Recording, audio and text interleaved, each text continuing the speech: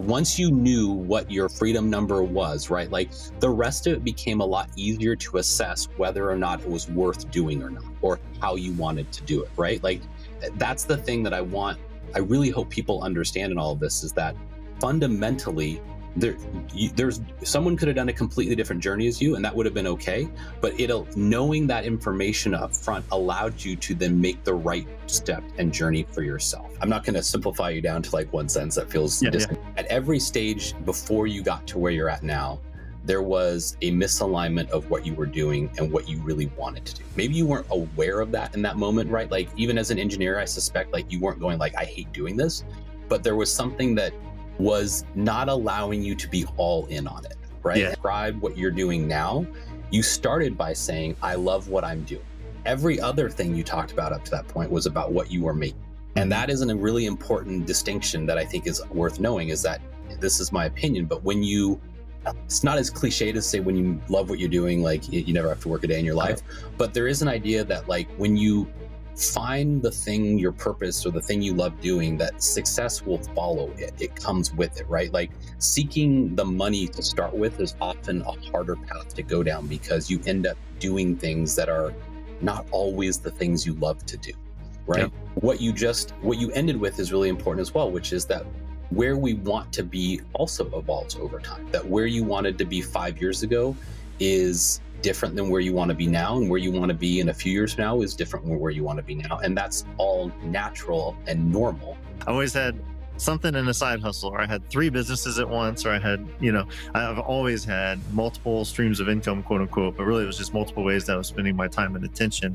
And only really in the past, only 6 months ago did I fully exit the partnership with Fire Creek Snacks, as an example. So this is the first time ever as an adult, basically, that I've only been doing one thing. And I think that that's very telling. I hadn't reflected on that until you said it, but I think that's because I am all in, to use the word that you used, on this for good reason. And I also agree with you that I have struggled at times of getting clear on both ends of that. Like, where am I really? Like, what is our financial status, or where are we at in life? Where are we at with our financial picture? And then I think always the harder question, where do we actually want to go? And I think it is a we, because even though this business is totally me and teammates, but totally me from a standpoint of, in my household, this is my thing.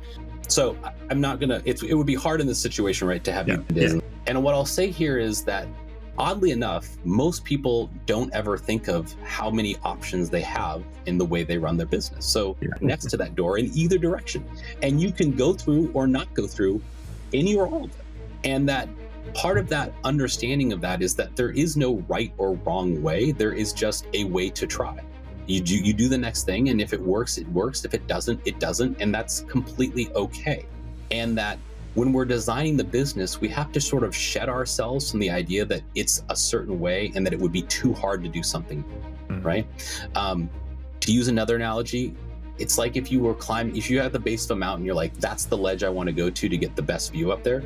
And then you get there and you're like, well, this isn't the view that I expected. So you just start climbing higher instead of going, oh, well, maybe if I go down and go to that other mountain, like that will be the ledge I can look from, right? Yeah. That's not true.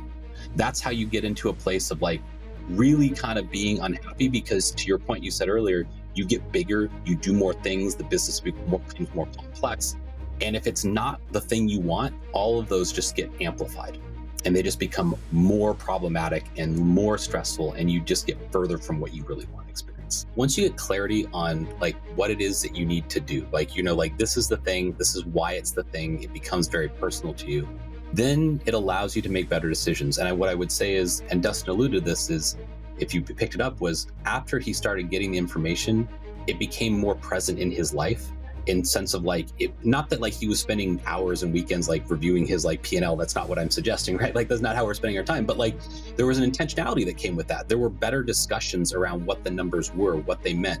And then it allowed you then to reflect on what that meant to you and how you could go about strategizing it, right? The conversation doesn't stop once you get the number, because the situation will evolve. Like every day, you will already be thinking about how it will evolve, because all along the way, you're reassessing where you're at and where you're going. It isn't like and I'll use taxes here as an example. A lot of people, it's a once a year thing.